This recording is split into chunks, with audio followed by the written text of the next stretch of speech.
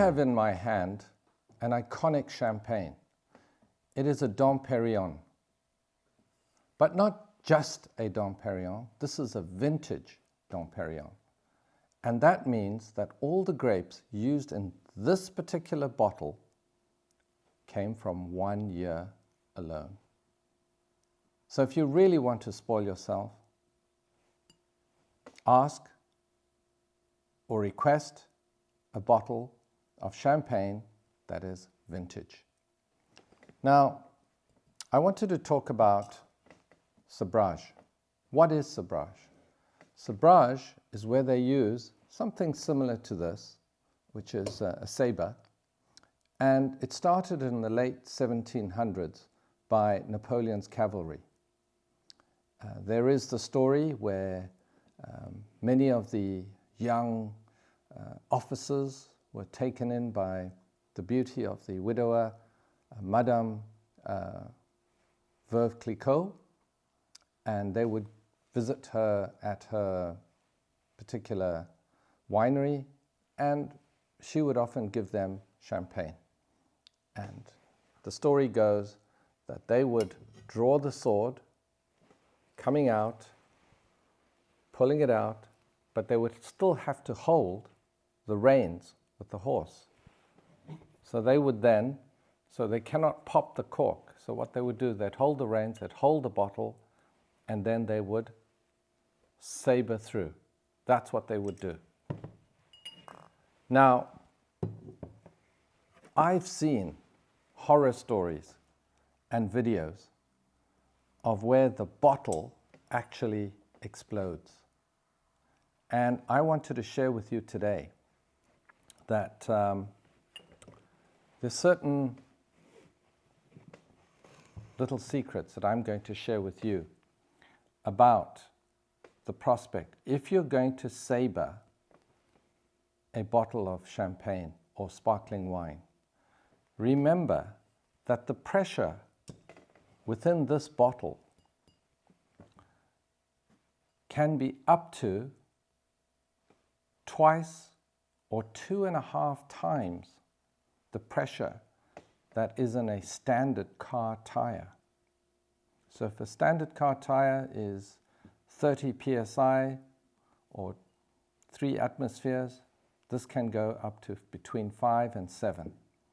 So that's why when the blade cuts through, you will not have any fragments of glass because the pressure drives it through and there's no fragments left.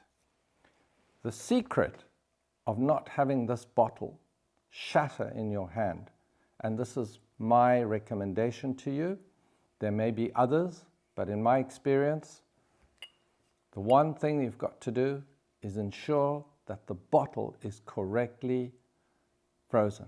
It needs to be not ice, but it needs to be well chilled. That's one. The second is before you're going to saber the bottle, don't go shaking it around, whether it's in the car or whether you're moving it from one room to another, because all you're doing is creating more of that pressure and effervescence. Keep it as steady and as stable as possible, and using your finger. So number one, you have the correct well-chilled range for the bottle. The second is you don't disturb it violently before you're going to saber. And the third, use your finger, and I'm not sure if you can see it, but there is most of these bottles have been formed with 2 halves coming together. So the bottle is molded like this. Find that seam with your finger. You'll find it there. You hold that seam, that will be your line. So when you actually get the saber, that is the line you will follow. So, for those that are contemplating you might want to consider some of those points. Once again, it always depends. And when I opt to do this, depending, I might wear gloves and I might wear some glasses. But once again, you be careful. It is a magnificent sight when you're holding that bottle and you are sabering it right through. So, Dom Perignon, I hope you have, but Dom Perignon, it might not be all the time. But I wish you many, many bubbles, and when you are enjoying the sparkles or the champagne, I personally like using the flute. And when I hold the flute, I don't hold it like this, I don't hold it like that, because that's going to warm it up. And I know that now there is this trend where you're going to get stemless glasses. Personally, I like the stem. Why? Because I can see the bubbles going up as they rise elegantly and gently from the base going all the way to the top. Personal favorite of mine.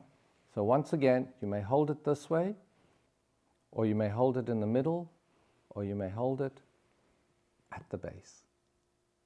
I hope you've liked the video, and if you have, please like, share, comment, and subscribe to our channel.